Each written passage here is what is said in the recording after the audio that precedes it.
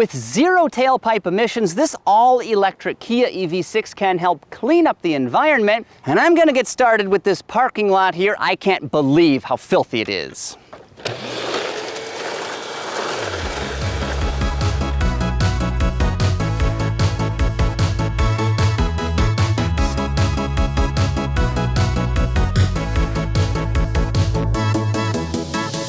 The EV6 is Kia's first dedicated battery electric vehicle, but don't let that scare you. Just because it's the South Korean automaker's first EV doesn't mean it's not good. In fact, the EV6 is astoundingly great, as you will soon see. Coming up, we'll look at this Kia's interior, take the EV6 for a spin to see how it drives, and we'll even explore some of this vehicle's more unusual features, so stick around for all of that and a lot more. The EV6 is closely related to Hyundai's Ioniq 5 and the Genesis GV60. All three vehicles are built on the e-gmp architecture, though you wouldn't necessarily know that looking at them since each one wears its own distinctive styling. And I think I like the Ioniq 5 best, followed by the Genesis, but which one is your favorite? Regardless, this Kia's design is still plenty attractive. The body is graceful and flowing, with some diamond-like textured trim on the rear to liven things up. LED headlamps are standard across the range, as are 19-inch wheels. Just like the Ioniq 5 and GV60, this Kia has retractable exterior door handles for a sleek look and better aerodynamics, though I've got to say, I don't really love this design. The action of the mechanism is a bit awkward, plus your hand tends to slip off the grip, especially in wet weather. Beyond all of that, this one's kind of loose and creaky after less than 5,000 miles. So one of the coolest features that comes standard on this rear-wheel drive GT line EV6 is something called Remote Smart Parking Assist. And using the key fob, it allows you to move the vehicle into or out of a tight parking space while you're outside of the vehicle. It's pretty cool stuff. So to do that, I'm going to lock the doors up tight, and then on the back of the fob, press and hold the start button. It takes a few seconds to register, but there we go. The lights just flashed, so the vehicle recognized my request. Now, also on the back of the fob, we have a couple other buttons that allow me to pull the vehicle forward or back it up. So I'm going to press just like that and hold. So you have to be reasonably close to the vehicle for this to work. Additionally, it will not hit obstacles. I've still got the button depressed, and as you can see, it stopped short of hitting me. I tried to run myself over so I could sue Kia, but just my luck, it doesn't work. Now, Remote Smart Parking Assist will do more things than I showed you here, but regardless, this feature could be an absolute godsend if you live in a tight urban area where parking is at a premium.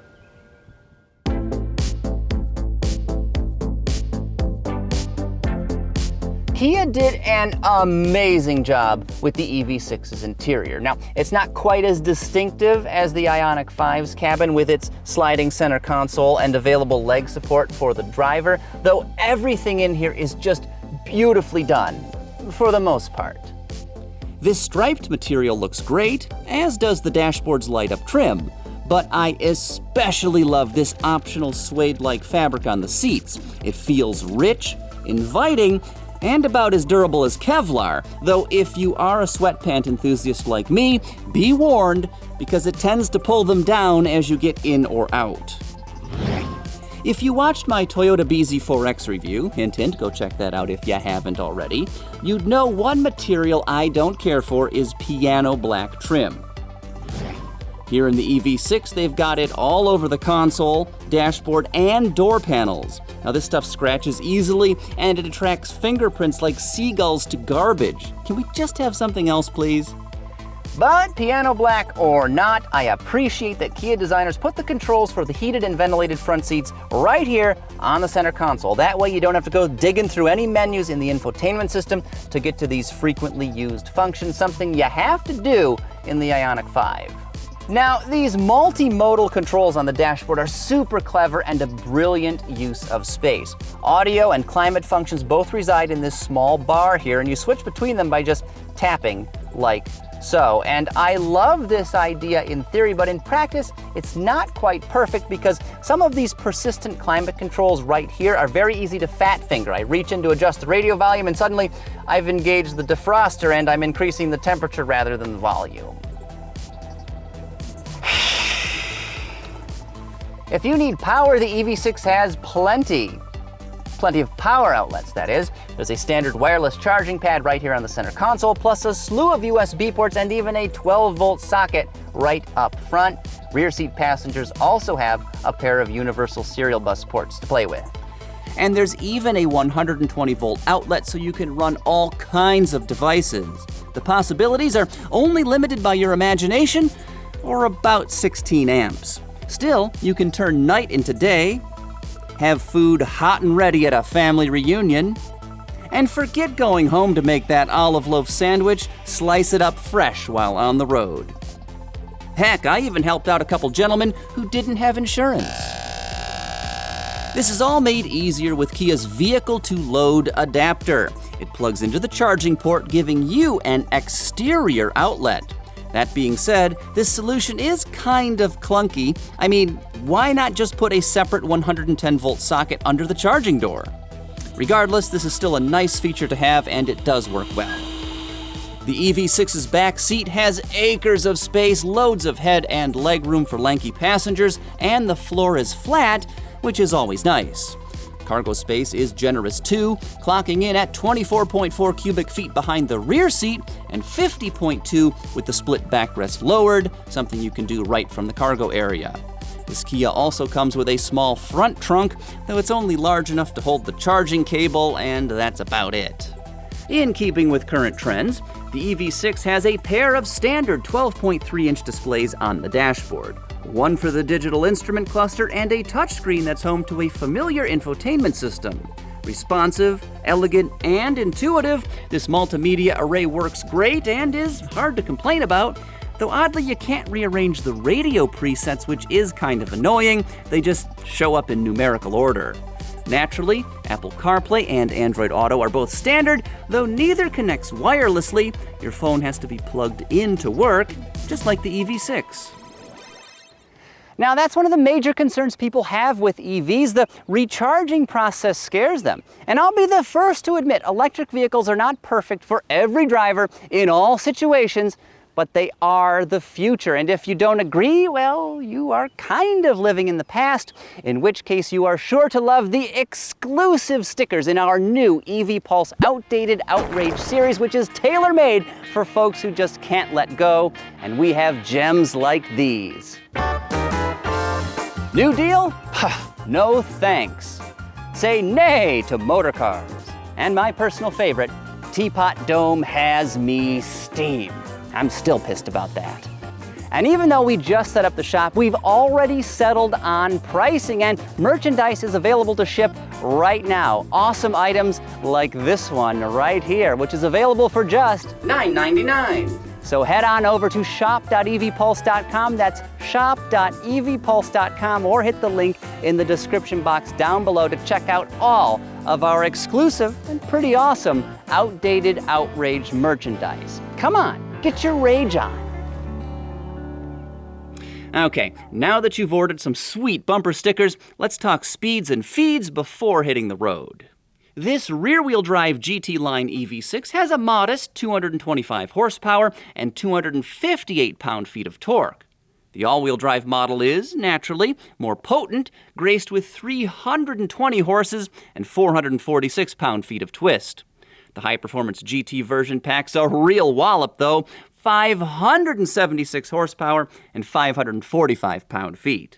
For 2023, the 77.4 kilowatt-hour battery pack should be standard across the lineup.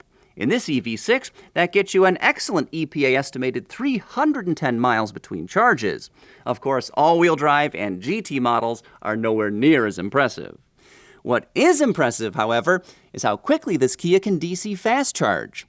The EV6 should be able to take in power at a maximum of about 240 kilowatts, which is phenomenal, significantly better than nearly all of this car's major competitors, vehicles like the Ford Mustang Mach-E, Volvo XC40 Recharge, and Volkswagen ID.4.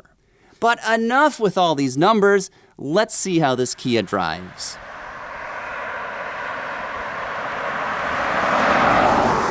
Out and about, the EV6 is extremely refined with a very quiet interior. Now, the suspension is supple enough to brush off large impacts, but it still keeps the body well controlled. The steering is fine. It's crisp enough on center and nicely weighted, though like practically every other modern vehicle, perhaps with the exception of the Mazda Miata, there's basically no road feel. I mean, this is perfectly fine. I'm not really complaining, but it may as well be a PlayStation controller. With 225 horsepower and 258 pound-feet of torque, rear-drive EV6 GT line models offer good acceleration. This crossover has loads of off-the-line scoot, though it is nowhere near as quick as some other electric vehicles. I'm talking about cars like the Lucid Air and the Tesla Model S Plaid. Now, to date, those vehicles, which obviously are not competitors to this Kia, they've sort of set the expectation that every EV comes with warp drive, though that is obviously not the case. Kia estimates this thing can hit 60 miles per hour in just 7.2 seconds, which is a more than adequate figure. You are not wanting for power in this EV6, even if a comparable Mustang Mach-E will do the same deed in about 6.1 seconds and the Tesla Model Y long range in roughly 4.8. You can adjust the assertiveness of the regenerative braking using these steering wheel mounted paddles, which is very convenient and super easy to do. Now, it goes from basically no regen at all to quite a lot in iPedal. Just like the Hyundai Ioniq 5, iPedal is what Kia calls their one-pedal driving mode, which is also my preferred setting because it will slow the vehicle down to a complete stop without you having to touch the brake pedal. And I'm all about doing as little as possible. Next, let's talk about advanced driver aids. This Kia comes standard with all of the items you would expect. I'm talking about amenities like lane keeping assist, automatic high beams, there's a driver attention monitor, adaptive cruise control with stop and go capability, and it even has rear cross traffic avoidance assist, which can automatically apply the brakes to prevent you from backing into oncoming vehicles. As for available features, you can get this vehicle with things like remote smart parking assist, which I already demonstrated. A 360-degree camera system is offered, as is a blind spot view monitor, which actually puts a video feed in the instrument cluster when you engage the turn signal, which lets you see what's going on in either adjacent lane. It's pretty cool. Beyond that, GT line models also come standard with highway driving assist 2, which includes both lane centering as well as automatic lane change capability. Now, the former of those two amenities is very good, makes this vehicle track like it's practically on rails, although the automatic lane change function kind of doesn't do a whole lot. I could really take that or leave it, personally. Now, Highway Driving Assist 2 is a hands-on system, unlike Ford's Blue Cruise or GM Super Cruise, where you can sort of kick back and relax. This one works very well. It is one of the best adaptive cruise control offerings available today, though you do have to keep your hands on the tiller.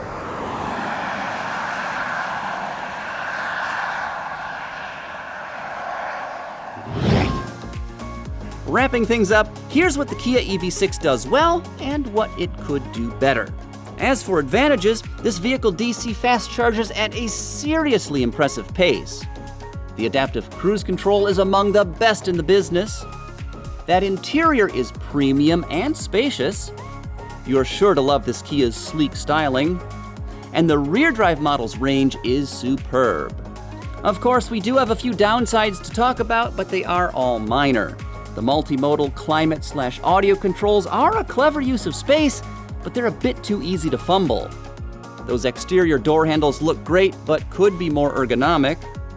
I wish I could reorder the radio presets, and that piano black trim is definitely not my favorite. The 2023 Kia EV6 starts at just about $50,000, including $1,325 in delivery fees. Now that is a significant increase over last year's base model. In fact, the 2022 GT line example tested here checks out for just $53,405 according to the sticker, a price that includes $1,215 in destination fees. Steel matte gray paint, a $695 extra, and GT line suede seating surfaces for an additional $295 are the only options. I slightly, emphasis on slightly, prefer the Ioniq 5 over the EV6 because the Hyundai is a bit more distinctive, though this is still a superb EV, absolutely one of the best you can buy today. Emphasis on buy today because unlike the Hyundai, this EV6 should be available in all 50 states. Next, watch our full review of the lovely Genesis GV60. This all-electric crossover is closely related to the Kia EV6, but it's even nicer and offers some unique features that are not available in other luxury vehicles, electric or otherwise. Click the on-screen box and give this video a watch.